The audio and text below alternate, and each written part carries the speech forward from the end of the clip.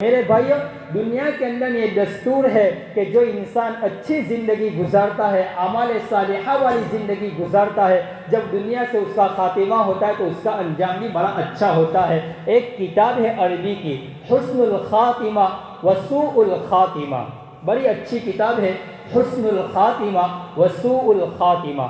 اس کتاب کے اندر میں ایک واقعہ لکھا ہے۔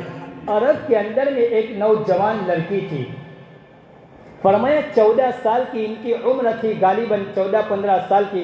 اس وقت سے وہ انسان جب اس نے بلوغت کا مرحلہ پایا، اس کی زندگی ایسی گزر رہی تھی عبادات کے اندر میں۔ جب سے وہ بالغ ہوئی تب سے اس کی ایک نماز قضا نہیں ہوئی، اور روزانہ جب صبح کرتی تھی تو 3 سے 4 پارے وہ قرآن کریم کی تلاوت کرتی تھی۔ فرض تو فرض، نوافل کا بھی بڑا اہتمام کرتی تھی، اشراق، چاش، اوابین کا بڑا اہتمام کرتی تھی، اور اس کی زندگی کے ہر ہفتے پیر اور جمعرات کے دن وہ روزہ رکھنے کی پابند تھی۔ فرمایا 20 سال کی عمر ہوئی اور اس کا انتقال ہو گیا۔ یہ واقعہ لکھا ہے حسن الخاتمہ وسوء الخاتمہ کے اندر میں۔ فرمایا 20 سال کی عمر ہوئی اور اس کا انتقال ہو گیا۔ جب انتقال ہوا تو جن عورتوں نے انہیں غسل دیا، تو جب غسل دینے لگے، فرمایا وہ عورتیں بیان کرتی ہے کہ ہم کیا دیکھتی ہیں کہ جیسے جیسے ہم اس کے اوپر پانی بہاتے ہیں اس کے اندر میں حسن بڑھتا ہی جا رہا ہے، گویا ایسا محسوس ہو رہا ہے کہ اس کے جسم سے خوشبو پھوٹ رہی ہے۔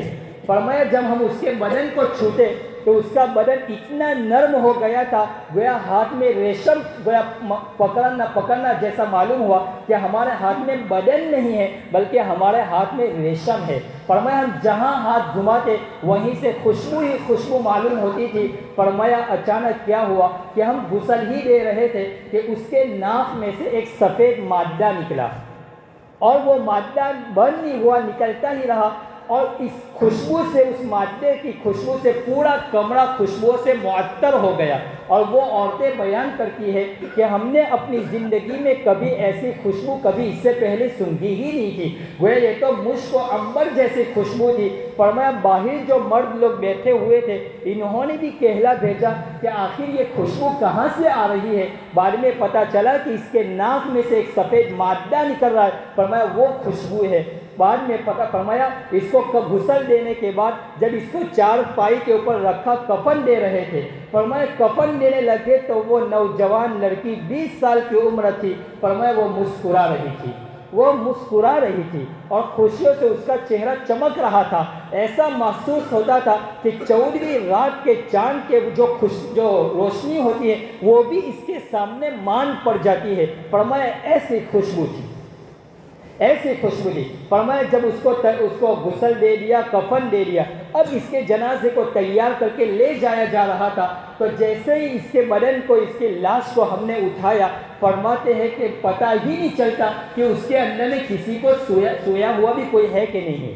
فرمایا بالکل اس کا جسم ہلکا ہو چکا تھا، اور جب ہم نے اس کو قبرستان کے اندر میں دفن کر دیا، ہم کیا دیکھتے ہیں کہ اس کی قبر کے اوپر رحمت کی بارش برس رہی ہے۔ پورے قبرستان میں کسی جگہ بارش نہیں ہے، لیکن اسی عورت، اسی لڑکی کی قبر کے اوپر بارش ہو رہی ہے۔ بعد میں پتہ چلا کہ اس وقت پورے شہر کے اندر میں پورا موسم تبدیل ہو چکا تھا، بالکل خوشگوار موسم ہو چکا تھا۔